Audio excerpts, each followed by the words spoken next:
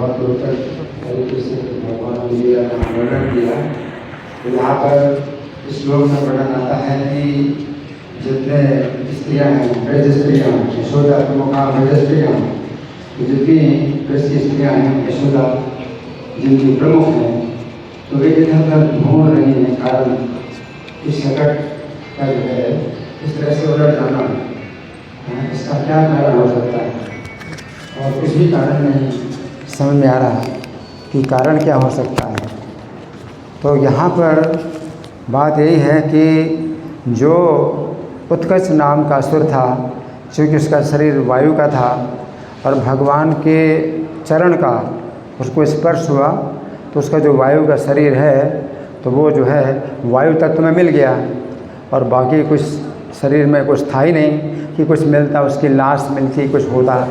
तो पूतना का तो इतना बड़ा शरीर था, तो वो सब जो है मतलब मेरा इतना बड़ा शरीर था, उसके जो है खंड खंड किए, फिर उसको जलाया। फिर यहाँ पर जो असुर था तो ये भी बहुत बड़ा असुर था और बहुत शक्तिशाली था, लेकिन इसका जो है कुछ मिले ही नहीं, इसलिए इसका कुछ भी क्रियाकर्म नहीं हुआ क्योंकि वायु का शरीर था। तो ब्रजवासियों को इस बात का जो है कुछ पता ही नहीं चला कि मतलब कोई असुर आया था, क्या हुआ क्या नहीं। बस बालकों ने बताया कि हाँ, जो यशोदा का पुत्र है इसी ने पैर उछाला, क्योंकि इसको दूध पीना था, माता का दूध पीना था और इसने पैर उछाला।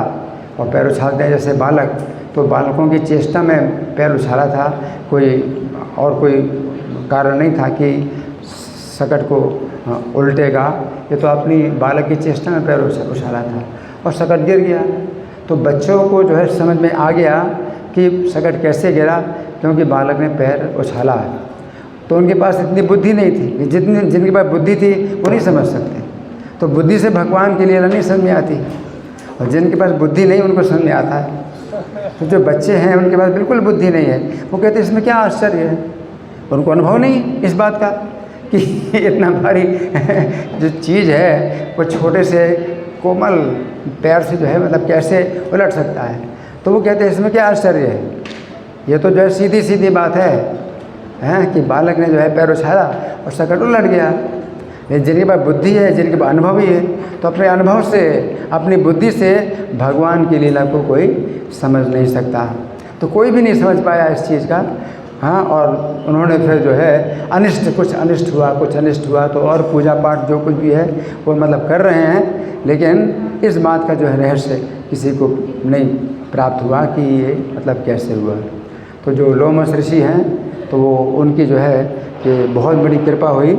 लोमस ऋषि ने इसको शाप दिया था छठे मनवंतर में, चाक्षुष मनवंतर में शाप दिया था।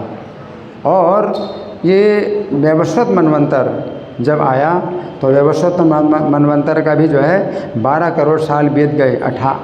28वां जो द्वापर चल रहा था, 12 करोड़ साल तो ये बीत गए, वायु के शरीर में इसको रहना पड़ा। 12 करोड़ साल तो ये वैवस्वत मनवंतर के बीत गए, और चाक्षुष मनवंतर के कितने साल बीत गए इसका कुछ पता ही नहीं कि कब उसको शाप मिला था।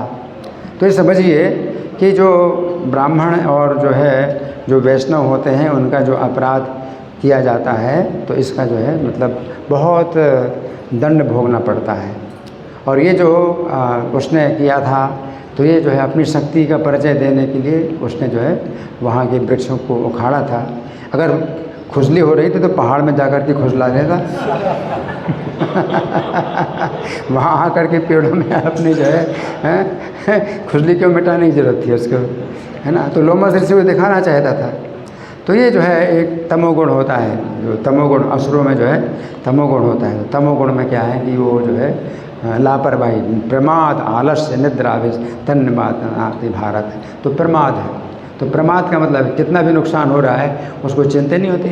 किसी का नुकसान हो रहा है, कितनी उसको कुछ शोभा खराब हो रही, कुछ भी हो रही, उसको कोई चिंता नहीं। तो इस तरह का जो है जो प्रमाद होता है और उस प्रमाद के कारण जो वैष्णवों का अपराध किया जाता है तो इसका जो है भारी जो है उसके मूल्य चुकाना पड़ता है, बहुत बड़ा मूल्य चुकाना पड़ा उसको।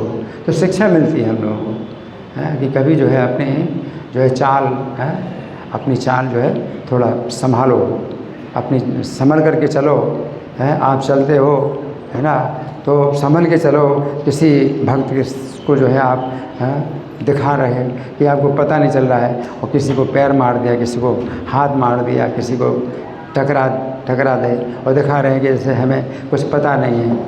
तो ये सब चीज़ें जो है नोट की जाती हैं, सब नोट की जाती है, सब कर्म किसी का नोट किया जाता है कि तुम दिखा रहे हो कि तुमको पता नहीं हो, किसी को लात मार रहे, किसी को हाथ मार रहे, है ना, और अपने को तुम धोखा दे रहे हो कि मुझे पता नहीं, और तुम जानबूझ के कर रहे हो और दिखा रहे हो कि मुझे पता नहीं। तो इस तरह से जो है जो कार्य किए जाते हैं वो सब कर्म नोट किए जाते हैं, और उनको फिर इसी तरह से दंड भी मिलता है कि पता भी नहीं चलता कैसा दंड मिलता है, बड़ा भयंकर दंड मिलता है कि हमें शिक्षा प्राप्त होती है। हरे कृष्ण।